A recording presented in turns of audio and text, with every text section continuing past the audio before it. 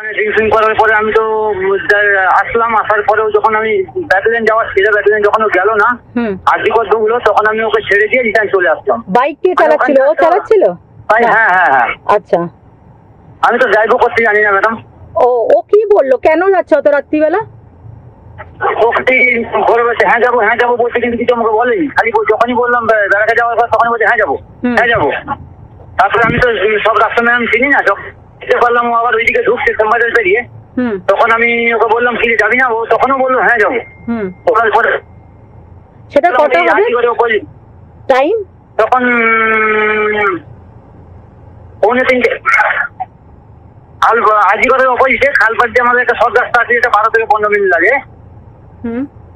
তো ওইটা দিয়ে যখন ও গেল না, তখন আমি ওর বাইক থেকে নেমে যখন ভেতরে ঢুকলো লাগলো, তখন আমি বাইক থেকে নেমে ডাকাডাকি করে ওকে কাজে কথাও বলেছি, গাড়ি গ্যারেজ করেছি। পরে আমি এরা হয় ওটা দেওয়ার পরে আমি ওখান থেকে বেরিয়ে, যেহেতু আমার কাছে পয়সা ছিল না, প্রথম ভাইয়ের কাছে গেছি।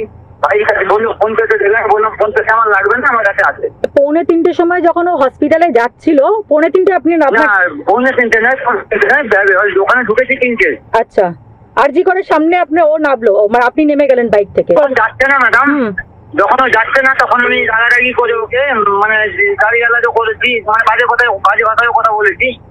দেওয়ার পরে আমি ওখানে কেন, ওর কি কোনো অসৎ উদ্দেশ্য ছিল তার জন্য আপনি গালিগালাজ করছিলেন? না ম্যাডাম, আমি ও যাচ্ছে না বলে আমি গালিগালাজটা করেছি। কেন যাচ্ছে না ও? আমি বললাম তাহলে তুই থাক, আমি চললাম, আমি আর পাচ্ছি না, চললাম বলে আমি ওখান থেকে চলে আসলাম ম্যাডাম। তার আগে কি আপনারা ওই বটতলার দিকেও গেছিলেন ওই রাত্রিবেলা? বটতলা সোনাগাছির দিকেও গেছিলেন, মানে বটতলার দিকে গেছিলেন? হ্যাঁ ম্যাডাম। আচ্ছা, ওখানে কি কারোর সাথে ঝামেলা টামেলাও হয়েছিল? না, ওখানে ম্যাডাম কোনো ঝামেলা হয়নি। তারপরে ও 3টের সময় আরজি করের ওখানে নামলো রাত্রিবেলা, তাই তো? আপনি বাড়ি চলে গেলেন, তারপরে আপনার সাথে আপনি ব্যারাকে ফিরে গেলেন।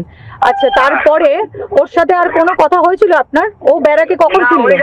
না ম্যাডাম, কখন ফিরেছে জানি না, ওর পরে কখন আমার সঙ্গে কথা হয়নি। ভাইয়ের অ্যাডমিট ছিল বাসনের দোকানে, ডাক্তারবাবুর ওই সঙ্গে ওই কথা বলার ছিল, তো ওই জন্য ওরও যাবার কথা ছিল আমার সঙ্গে। তো সেই নিয়ে আমি ওকে 10টার সময় প্রথমে ডাকতে যাই, 10টার সময় যখন ডাকতে, ও কিন্তু ঘুমিয়েছিল, উঠলো না। এমনকি আমি ওর গায়ে হাত দিয়েও ফেলেছি 2বার। পরের দিন সকালে যখন হ্যাঁ 10টার সময় ও যখন উঠলো না, তখন আমি ওই দত্তবাবুর কাছে গেলাম। সেই মতো আমি ওকে 12:19 একবার ফোন করেছি, ও ধরেনি। আবার 12:50 ফোন করেছি, ও ধরেছে। আমি তখন ওকে বললাম কি চান ফান করেছি, তাহলে চান ফান করে আয়। আমি তখন ম্যাডাম চান করতে বেরিয়েছিলাম। যদি আমি বললাম ঠিক আছে আমি চান করতে বেরিয়েছি, একসঙ্গে দুজন খাবো চলে আয় বলে, ম্যাম আমি তো চান ফান করে খেতে বসছি, আমার ঠিক খাওয়া শেষ হয়ে যায়, তখন ও এসছে। এটা আমার সঙ্গে খাওয়া দাওয়া হলো। হওয়ার পরে আমি যখন ব্যাটালিয়নের দিকে ঢুকছি, তখন আমি ওকে বললাম যে কি ওখানে যে কি কেসটা শুনলাম, তুই একবার তোর কাছে তো সবার নাম্বার আছে, একবার ফোন করে জানতো। বলতে ম্যাডাম আমাকে বললো যে হ্যাঁ আমি দেখছি, জেনে নিচ্ছি। তারপরে আমি এটাও বললাম যে ঠিক আছে, ভাইয়ের জন্য তো যাওয়ার ছিল, যাবি না?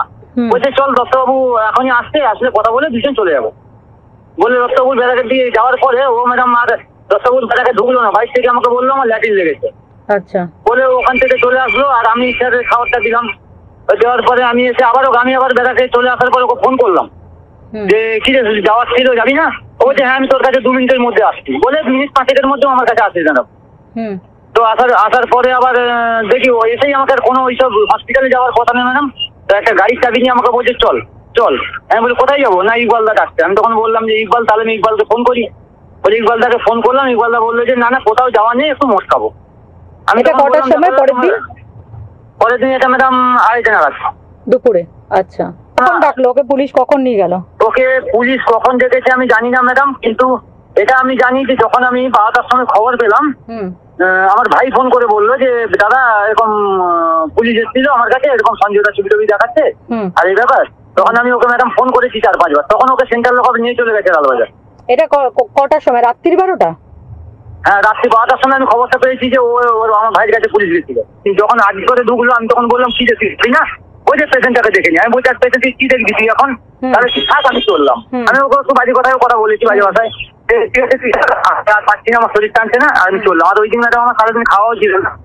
আর আপনি বললেন যে এত রাত্রে দেখে কি করবে, তাও শুনলো না? হ্যাঁ ম্যাডাম, না ম্যাডাম আমার শুনলো না, ও কোনো কথাই শোনেনি। চেঞ্জেস বলতে ম্যাডাম ওকে ওই দিন কিন্তু একটু বেশি খুশি লাগছিল, মানে অন্যান্য দিন যেভাবে থাকে তার থেকে মনে একটু হাসি খুশি মনোভাব। আচ্ছা, মানে সেটা কি এই ঘটনাটা জানার পরে?